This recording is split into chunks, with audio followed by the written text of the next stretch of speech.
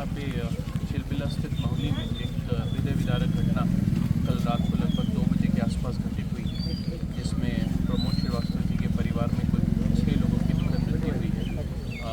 लगातार बारिश हो रही है, कल पूरे दिन हुई, रात में हुई। उससे जो प्रमोद श्रीवास्तव जी के मकान का प्रथम तल का कमरा था, जो पुरानी तकनीक से बना हुआ था राबिश को आधार बनाकर, वो बारिश में अचानक से धंस गया और जब वो नीचे गिरा तो जो ग्राउंड फ्लोर का छत था उसको लेते हुए पूरी बिल्डिंग नीचे आ गई।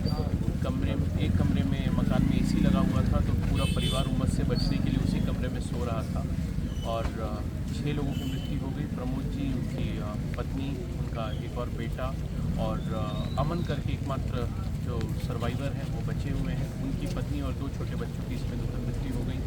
एंड बिल्डिंग गिरी तो बिल्डिंग का वेट इतना ज़्यादा था कि ज़्यादा मौका नहीं मिला लोगों को बचाने के लिए और मलबे से निकाल कर लोगों के शव को पोस्टमार्टम के लिए भेजा गया है। पोस्टमार्टम उनका चल भी रहा है। अमन जो है वो सुरक्षित है, वो प्रिलिमिनरी एग्जामिनेशन हुआ उनका, उसके बाद उनको अभी अस्पताल से वापस छोड़ दिया गया है। और इतनी दुखद घटना है, प्रशासन जो है वो पूरी तरह से परिवार के साथ खड़ा है।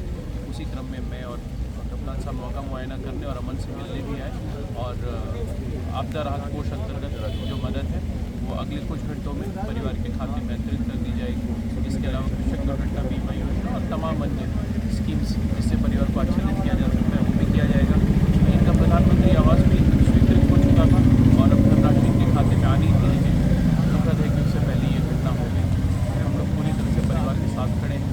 साथ ही हमारे बाकी क्षेत्रों के अधिकारियों को भी सचेत किया गया है कि बारिश की स्थिति लगातार बनी हुई है, तो इस प्रकार के जर्जर भवनों का एक ऑडिट करते हुए, स्ट्रक्चरल ऑडिट करते हुए सब लोगों को सचेत कर दें कि इस वक्त ऐसे भवनों में जिसकी छत पुरानी हो वहाँ पे रहना जो है वो खतरे से खाली नहीं है और प्रशासन ऐसी घटना की पुनरावृत्ति रोकने के लिए अपने स्तर से हर संभव प्रयास कर रहा है।